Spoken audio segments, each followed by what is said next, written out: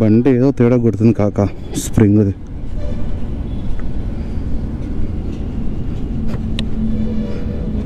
మరింత ఓవర్గా స్ప్రింగ్ అవుతుంది ఇది.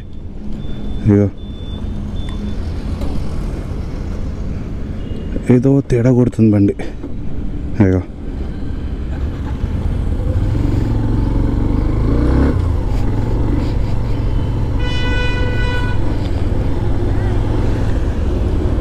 అమ్మ కనిపించింది.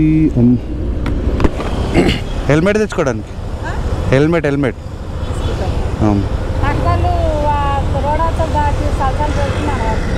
అవునా?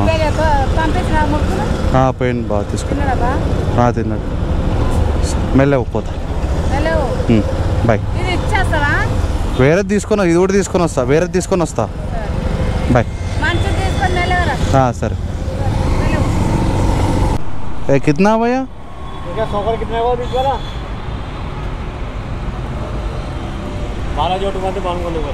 कितना रहता? 3,000। इसका वारंटी मिलता है? इसका शोरूम का नया गाड़ी है वाला? हाँ मिलता वारंटी। हाँ गारंटी में गाड़ी ये वाला 5 महीने हो गई। 5 महीने हुआ? हाँ बोलो शोरूम को गारंटी में है। गारंटी में ఓకే ఠీకే బాయ్, థ్యాంక్ యూ. కాకా స్ప్రింగు పోయింది. సో షాక్ అబ్జర్వ్ మన మిడిల్ ఉంటుంది చూసినావా, సస్పెన్షన్ అంటాం చూసినావా, అది వీకింది. నమస్తే దోస్తులు, అందరు ఇట్లా నేను మాత్రం బాగున్నా. సో మీ అందరికీ విషయం చెప్పాలి ఏంటంటే, నా బండి సస్పెన్షన్ ఉంటుంది చూసినావా, మిడిల్లో ఒక స్ప్రింగ్ ఉంటుంది చూసిరా, అది ఊడిచిందన్నమాట. కొత్త బైక్ 6 months అవుతుంది. సో నార్మల్గా రీల్స్లో చూసినాం చాలామందికి ఈ ప్రాబ్లం ఉంది అని చెప్పేసి వీడియోలు పెట్టారు.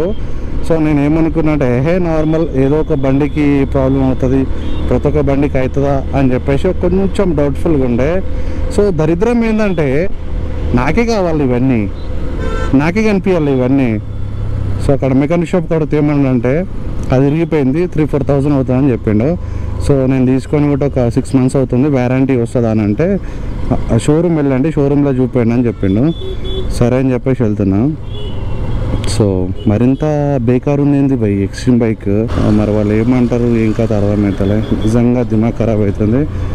సో షోరూమ్ వాళ్ళు ఏం చేయర్లే, ఎందుకంటే కంపెనీ నుంచి వరస్తున్నప్పుడు వాళ్ళు ఏం చేస్తారులే. కానీ అండ్ నార్మల్గా నేను చాలామందికి చెప్పిన, ఊరికి రైడర్లో చెప్పిన, అంటే పర్సనల్గా బండి తీసుకోండి, బండి పర్సనల్గా తీసుకోండి అని చెప్పిన.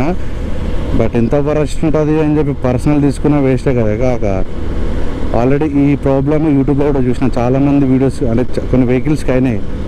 సో దట్టు నాకు కావడం ఏందో అర్థమవుతలేదు. ఇప్పుడు చాలామంది అనుకుంటారు అమ్మ బండి ప్రాబ్లం మొత్తం నీకోసం నాకెందుకు రాదు అనుకుంటే, దానికి నేనేం చేసా కాక, నాకే కనిపిస్తున్నాయి, నా బండికే కనిపిస్తున్నాయి.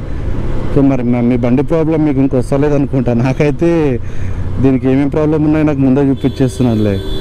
యాక్చువల్లీ కాక నేను ఈఎంఐ కట్టొద్దు అనుకునేది, January 3rd ఈఎంఐ కట్టొద్దు. బట్ నేను ఏమనుకున్నా అంటే, ఎందుకులే మనం అంత లాస్ కావడము, సర్లే కట్టేసుకుందాంలే, నడిపించుకుందాంలే, ఎందుకు లాస్ట్లో ఉందామని చెప్పేసి నా మనసులో అనుకున్నా. అండ్ చాలామంది కామెంట్ చేసారు, అన్న ఇంకా నువ్వు బండి అమ్మలేవు అని. వాళ్ళకు కూడా చెప్పిన, ఉండనులే బ్రో, ఇక మరీ నాది 50,000 లాస్ అంటే కొంచెం మనసు బాగా అనిపిస్తుంది, సో పెట్టేసుకుందాము అని చెప్పి ఒకటి ఆలోచించిన. మరి ఇంత సడన్గా మరి ఇట్లా చేతికి వస్తుందని అసలు ఎక్స్పెక్ట్ కూడా చేయలేను.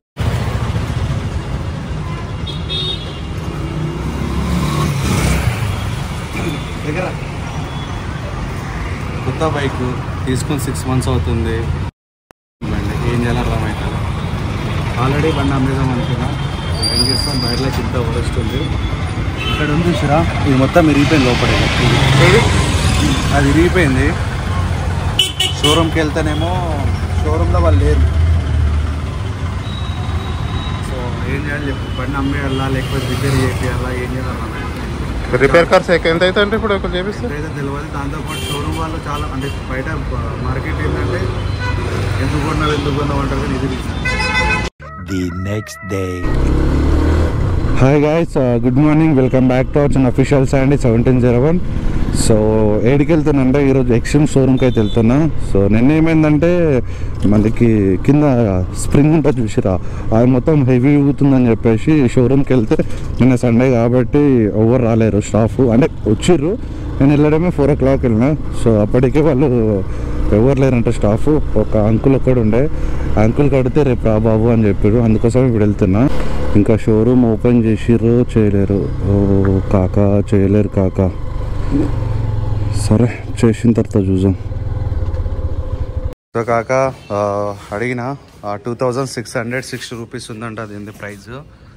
సో వేయించుకోవాలా వద్దని ఆలోచిస్తున్నా. దాంతోపాటు సర్వీసింగ్ కూడా వేయించాలి కదా.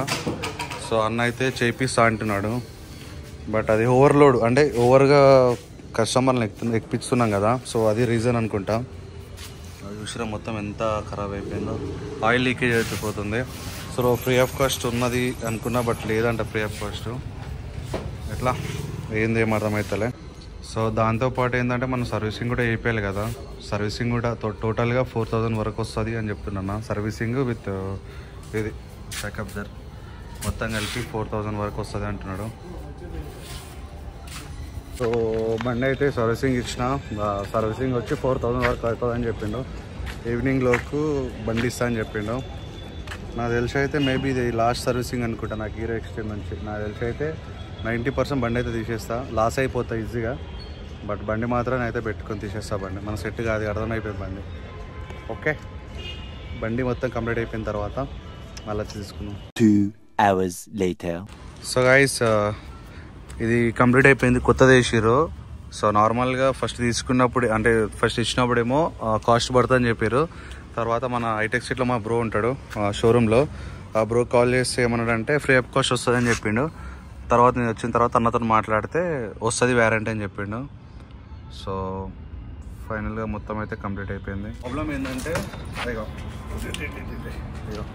ఇట్లా అంటే ఫుల్ లూజ్ అయిపోయింది కదా మొత్తం స్ప్రింగ్ అనేది. సో కొత్తది వేసారు కాబట్టి మంచిగా ఉంది ఇప్పుడు.